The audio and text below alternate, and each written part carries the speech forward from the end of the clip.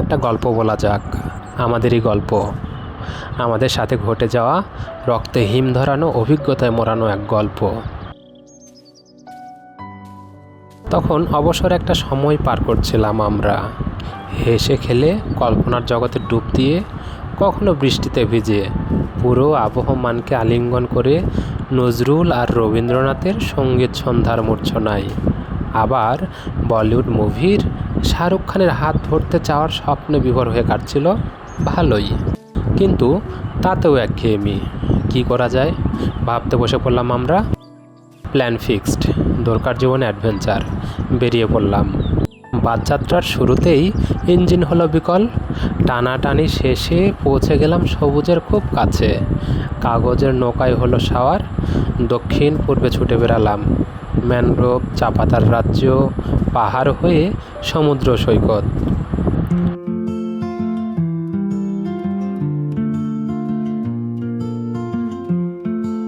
ক্ষুধা মেটাতে চা পানীয়ের আশ্রয় নিলেও তেমন কাজে লাগেনি। অবশেষে বাঙালি ভোজ খেতে খেতে প্ল্যান হলো গভীরতম অ্যাডভেঞ্চারের। সমুদ্র তলদেশের সুড়ঙ্গ পথ ব্যবহার করে এগোতে লাগলাম।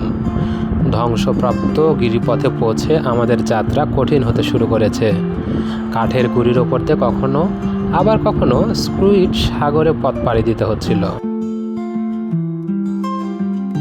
এতক্ষণ ঠিকই ছিল, তারপর ঘটতে থাকে রোমহর্ষক সব কাহিনী।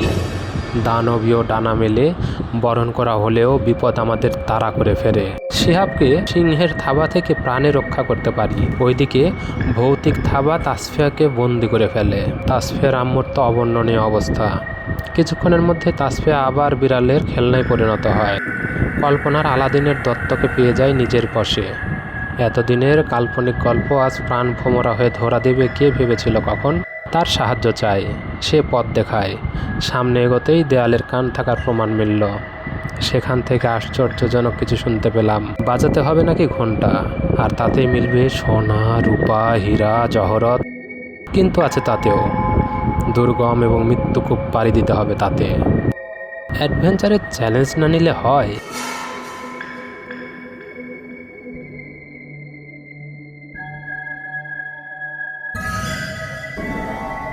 ওই যে অবশেষে পেয়ে গেলাম। পূর্ণতায় পূর্ণ করে ফেরবার পালা।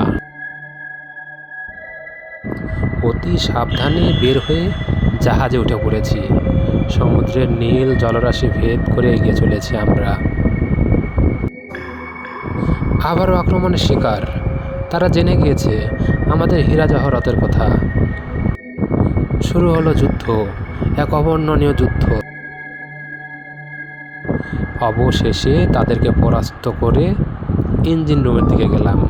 সেখান থেকে গন্তব্য পরিবর্তন করে কস্টিউম চেঞ্জ করে নেই। তারপর সৌরজগতের উদ্দেশ্যে রওনা